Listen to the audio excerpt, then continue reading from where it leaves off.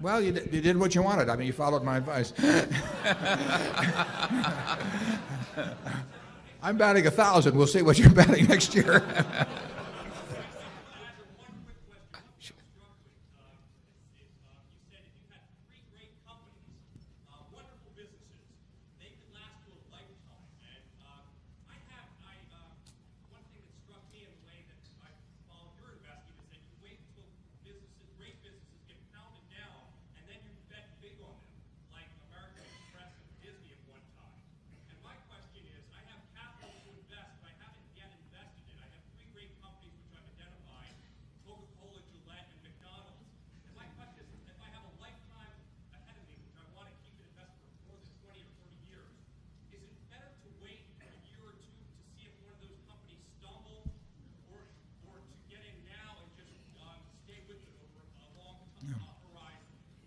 Yeah. Well, I won't comment on the three companies that you've named, but in general terms, unless you find the prices of a great company really offensive, if you feel you've identified it, and by definition, a great company is one that's going to remain great for 30 years. If it's going to be a great company for 3 years, it ain't a great company. I mean, so you really want to go along with the idea of something that if you were going to take a trip for 20 years, you wouldn't feel bad leaving the money in with no orders with your broker and no power of attorney or anything, and you just go on the trip and you come back and it's going to be a terribly strong company. I think it's better just to own them. I mean, we could attempt to buy and sell some of the things that we own that we think are fine businesses, but they're too hard to find. I mean, we found See's Candy in 1972, where we find here and there we get the opportunity to do something, but they're too hard to find. So to sit there and hope that you buy them in the throes of some panic, that you sort of take the attitude of a mortician, waiting for a flu epidemic or something. I mean, I'm not sure that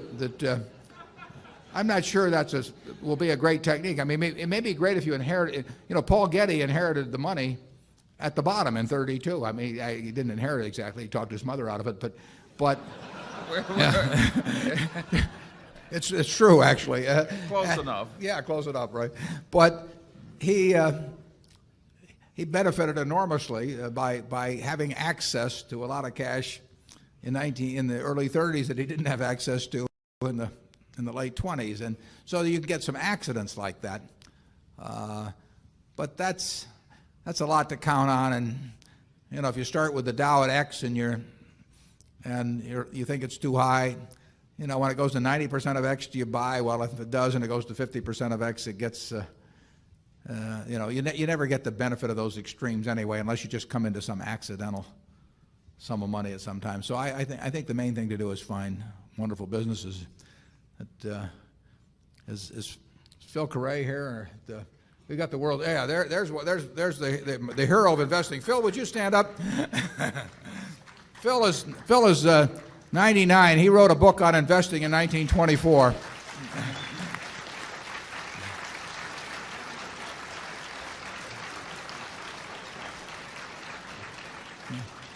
Phil has done awfully well by finding businesses he likes and sticking with them and not worrying too much about what they do day to day. There's going to be I think there's going to be an article in the Wall Street Journal about Phil on May 28th, and I advise you all to read it. You'll probably learn a lot more with him by coming to this meeting. But it's that approach of buying businesses. I mean, let's just say there was no stock market, and the owner of the best business in whatever your hometown is came to you and said, "Look,